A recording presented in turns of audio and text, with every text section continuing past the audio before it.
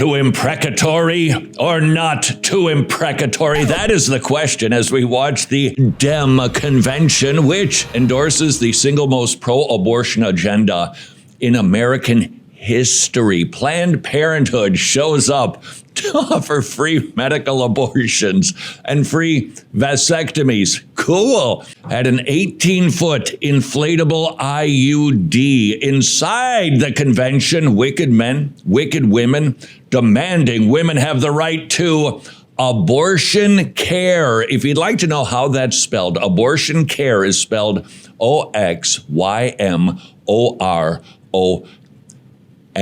There are two questions that need to be asked and answered to decide if we should pray prayers that call down God's judgment on a person or a political party, aka imprecatory prayers. Question number one, are we even supposed to be praying curse prayers on this side of the cross? I mean, we see them in the Old Testament. There are about 50 such imprecations, say that after me, imprecations in the Old Testament, but that doesn't mean we do not see imprecations in the New Testament. Jesus himself used imprecatory language when he woed the Pharisees. So to answer our first question, can New Testament believers pray imprecatory prayers? Yes, Jesus used imprecations. So I think we have a thumbs up on our first question, but we do have a second question that we need to answer. Do the progressive Dems that we're watching on TV qualify for imprecatory prayers? And that question gets a bit trickier because we have commands from Jesus to love our enemies and pray for those, not against those, but for those who persecute us. And I think most Christians will arrive at the same conclusion once we establish some rules. So let's walk through this. Rule number one, as New Testament believers, we should first and foremost desire that God saves people before he curses them. That should be our primary desire, salvation of really wicked people. Number two, well, I don't think we should be calling down fire on everyone and anyone, just shooting them all over the place with imprecatory prayers.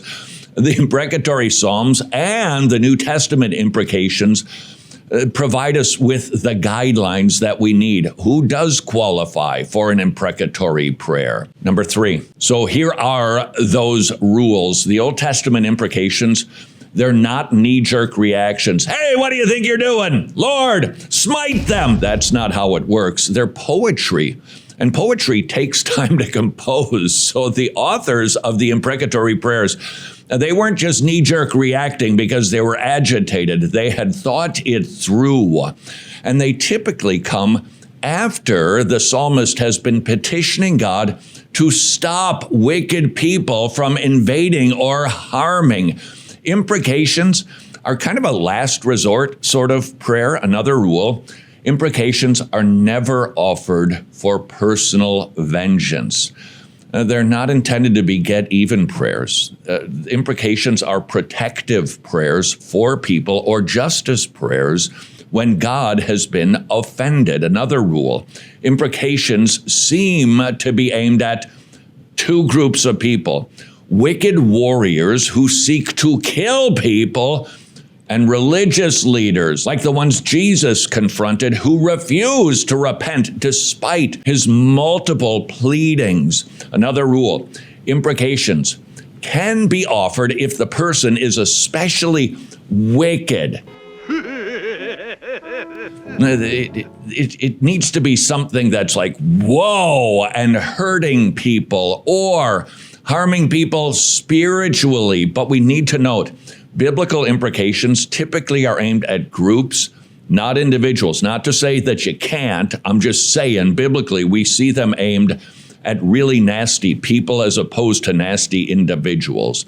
So with all of those rules in place, is the DNC worthy of imprecatory prayers? Discuss. Imagine arriving at church on Sunday morning and the building is empty again because the pulpit is empty again.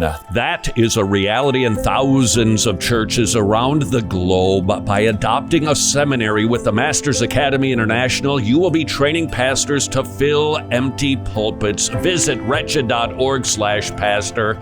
Pick your favorite nation and let's fill empty pulpits.